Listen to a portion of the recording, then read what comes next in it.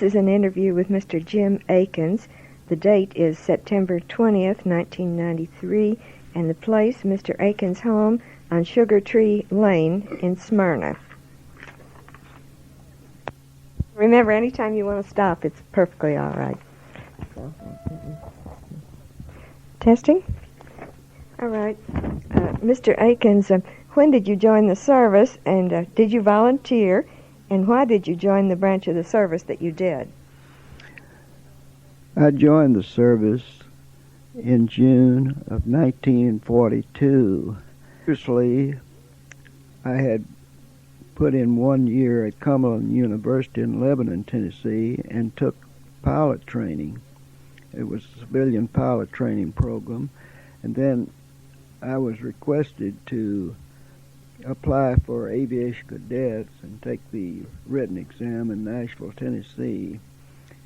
I passed that and the physical and reported at the classification center in Nashville, Tennessee on 20th of November 1942.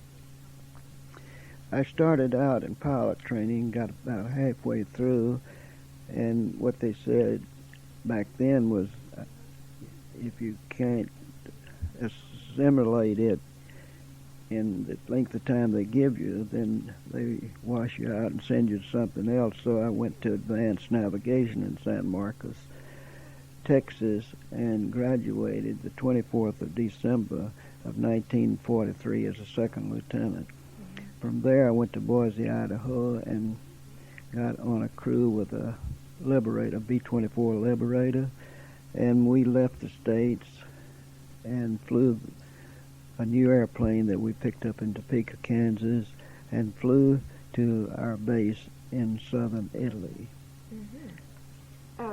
Well, going back to the time you left home now, what do you remember about leaving home, and how old were you at that time? Well, I was 19, I believe. I was born in December the 14th, 1922, and of course this was in 42. I was almost 20 years old. Mm-hmm. Was anyone else in your family in the service? No, I was the only one. I have two sisters and a brother, but they didn't go in because I was the youngest, and I was about the age to get into the military. And you already mentioned the places where you trained, and had you been to other parts of the country before you went into the service? I had not traveled too much. I did go to Detroit, Michigan, and work for a couple of months up there before I was called to active duty. During your training, was the training realistic and helpful, and what did you think of the people who were in charge of your training? I thought they were very competent, and I enjoyed every bit of it.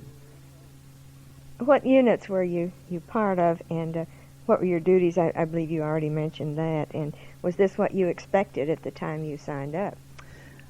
When I signed up for the aviation cadet program, it was strictly for flying, and I still fly at this time as a pilot. Oh, well, that's good to carry on with that. Now, were there people from other parts of the country in your unit, and what did you think of them, and how were they different from you?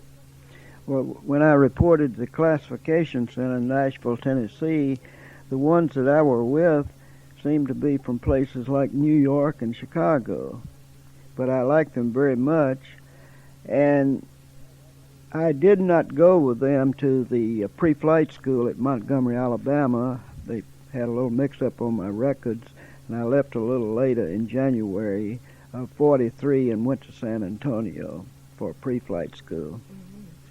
And then the next question is, did you spend time out of the United States? And of course you did. And when did you leave, and then when did you get back? Well, I left in April. I forget the exact date. We took off from West Palm Beach, Florida, and took the southern route over to Italy. It was around the 28th of April of 1945 when I reported to the 450th Bomb Group, 15th Air Force. Now, this was 1945, you say? Correction there, it was 44. I'm sorry. You're right.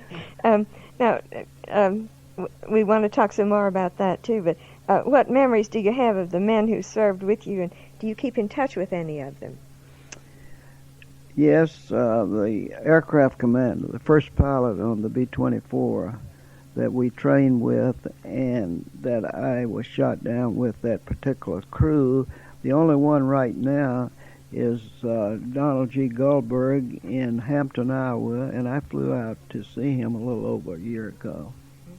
And now we get to the part that we really will spend more time talking about. What do you remember most about your time overseas? So let's take it from the time you arrived in Italy and then what happened after that.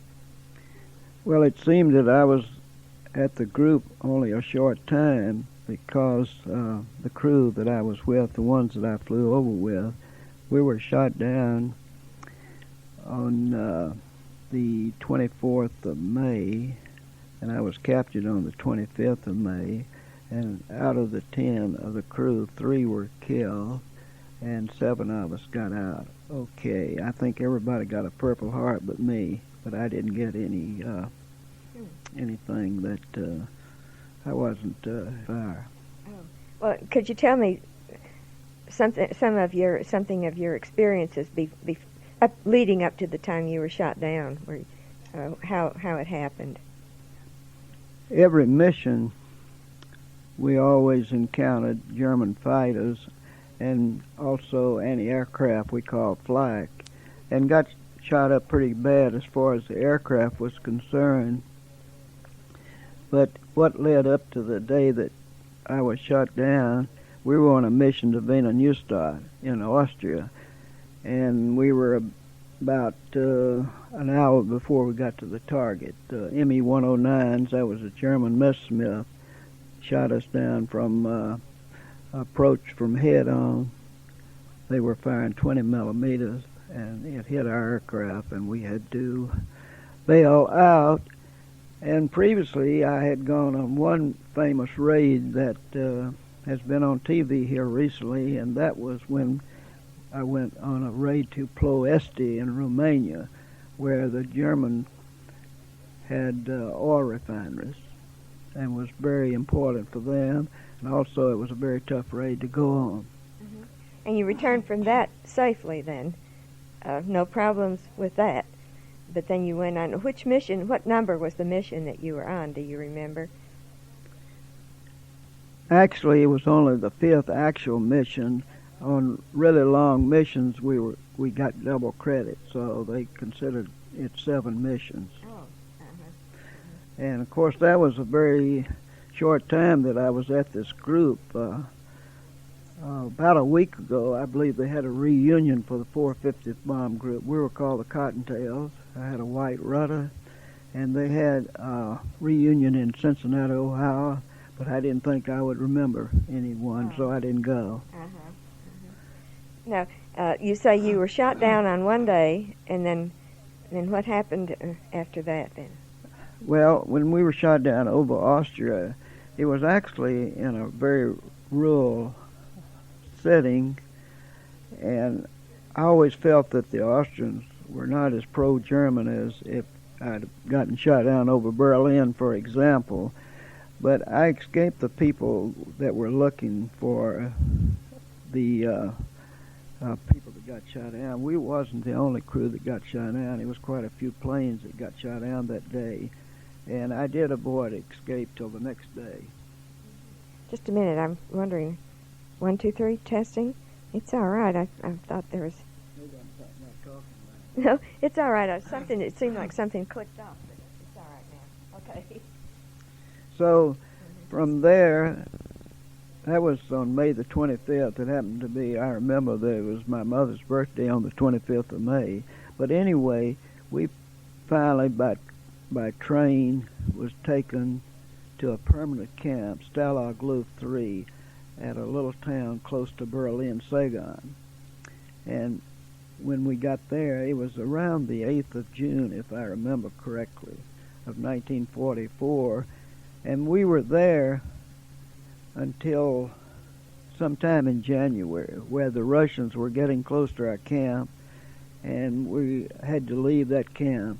The Germans didn't want us to become liberated by the Russians, so it was a very cold, snowy, below zero weather, and we marched for about 3 days and 3 nights, and it was so cold that some of the prisoners would wander off the road. Mm-hmm. But I think just about everybody made it, and then from there we ended up in a town called Spramberg, and from Spramberg we were taken in 48 small boxcars that they called them then, and we were on them for about 2 or 3 days, 3 nights. 55 prisoners and 1 guard, with not enough room to actually rest except through each other's legs.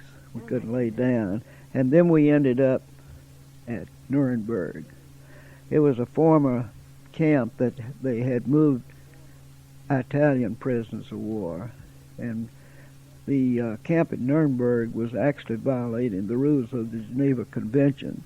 It was so close into the marshalling yards, and it was also infested with fleas and other vermin. Did you get any food when you were on this train going to? Very little, but I can't remember what kind of food it was. At the main camp, before we left Stalag Luft 3, Saigon, we were on what was called half rations at the time, and it was actually really on a starvation diet for about 6 months. And then at Nuremberg, it was really bad there because of the constant bombings of Nuremberg. During the day it was Americans, and at night it was the British. Mm-hmm. And it was quite a sight at night with the British carrying 1,000-pound bombs, dropping them in trail on Nuremberg, and we expected any minute for one to land on our camp. And there were aircraft guns going off, planes on fire, and everything. It was just really a terrible condition there. Well, you were lucky that you didn't get hit from either the Americans or the Germans. Well, that was a constant threat on the march. One night we thought we were going to be shot. It was around midnight, and the Germans started firing. And we thought they were going to kill us, but they were worried about Russians being in the vicinity, and we all hit the snow and ice, and it wasn't. And then one day, American on a P-51 came down on our marching troops, and we dropped some homemade packs that we made while we were in the first camp to carry what little provisions that we were carrying, and we headed off the road to the woods, but luckily the Germans didn't shoot us. Mm-hmm. Well, did you, on this marching, you said, what was it, 3 days you had to march or so? Did you get to rest or sleep at night? The only rest we could get, we would rest occasionally for 5 minutes, but if it was any longer than that, we really wouldn't really get back. We'd freeze to death probably. It was just such a short period because it was so cold, and it wouldn't last very long for the and also myself, and I'm sure a lot of the others, you would hallucinate and see things that really wasn't there. Maybe we're looking to find another place to rest and have be housed, but it would just be a hallucination. Were you allowed to talk to each other during this time you were marching, or was it formal marching or walking? What was it like? It was like a trail of POWs walking, and we had an organization within our own organization, like we had when we were at the permanent camp. We would look out for each other in the pairs, too. Well, then when you got to this other, to Nuremberg, first, how long was it before, from the time you were shot down until you got to Nuremberg? We got to Nuremberg, of course, I would say around the first part of February of 1945, and then the first part of April, we left Nuremberg on a forced march or walk or whatever you want to call it to Moosburg. It's fairly close to Munich, and that was where we were liberated on April the 28th of 1945. It was part of Patton's tank outfit, and they came in on a Sunday morning and did a lot of shooting and everything. The Luftwaffe, correction on that, the SS troops and the Wehrmacht. The Wehrmacht was the equivalent of our civilian military, and they were fighting among themselves. The SS didn't want the Wehrmacht to give up, and after a while it was all over with, and we were liberated in 45, April. Tell me something about your liberation. How were you liberated, and who came and got you? It was part of General Patton's division. I believe it was the 19th Armored Division, and General Patton gave a talk at the camp. And at the time, we were really interested in food, and the white bread looked like angel food cake to us, and we must have been a sight to behold. Did they just come into the camp and tell you were free, or what? We could see them coming over the hills, their tanks and everything, and we knew that we were going to be liberated, but we didn't know just whether we would survive that or not, because we didn't have any protection from the fighting between the two forces. Well, now, after you were liberated, then what happened? Where did you go from there? Well, when we were liberated, a day or two later, our planes came in at Augsburg. They were the old C-47s, D-3s, DC-3s, or what we used to call the Goonie Birds. And we were flown out of there, and from there we stopped at one other airport in France and ended up at Camp Lucky Strike, was at Le Havre, France. Oh, yes. You probably know. I've heard someone mention Camp Lucky Strike, yes. And of course, we were there to be issued some clothing and find out if we need any medical care and get rid of the clothes that we were in. Mm-hmm. Did you have medical care available when you were in as a prisoner? Yes, I believe the Germans would provide medical care. I hesitated to ask for any, and I really didn't need any myself. One prisoner that was in my room at Stalag Luft 3, we were in a room that had 14 POWs in. We were called Krieges, and we were Terrorfliegers, the German expression of the Air Force. And ever so often, German F-190s would come over the camp, the German flyers, and do a couple of slow rolls or snap rolls. But really, I think really the Germans provided about as much as they could, because the civilian population wasn't doing too good at the time. And as the war came closer to an end, then conditions really got worse. Mm-hmm. Were you ever tortured or anything like that? Well, as I mentioned, I was going to mention I had this friend. We had triple-deck bunks in our room, and the one that was on the lower one, his name was E.P. Ridings from Missouri. He died on the last march, and we buried him in a cemetery in a little town. I forget the name of the town. The SS troops kept him out in bad conditions, and he developed, I believe, strep throat. Oh. And also, on some of the marches, some were beaten by the SS mostly. Well, did you ever think about trying to escape? Yes, my co-pilot and I, on that last part, we were going to stay in one of the German houses there. The German houses are sort of a three-story affair where we were going to hide in the third top story, which is almost considered an attic. And of course, the Germans that were in charge of looking out for us on the march, they were older guys, because the Germans had to have everybody at the front if they could. My co-pilot, well, we decided it was just too much to be that quiet and everything, and then we just joined the line again. And on that particular march, we would actually raid the Germans' farmers of about everything we could in order to eat, and sleep in their barns and so forth. Well, they would let you do that then. The guards in charge of you would let you do that. Well, they really didn't have any choice, and they knew what was happening too, that they were going to lose the war. Oh, yeah.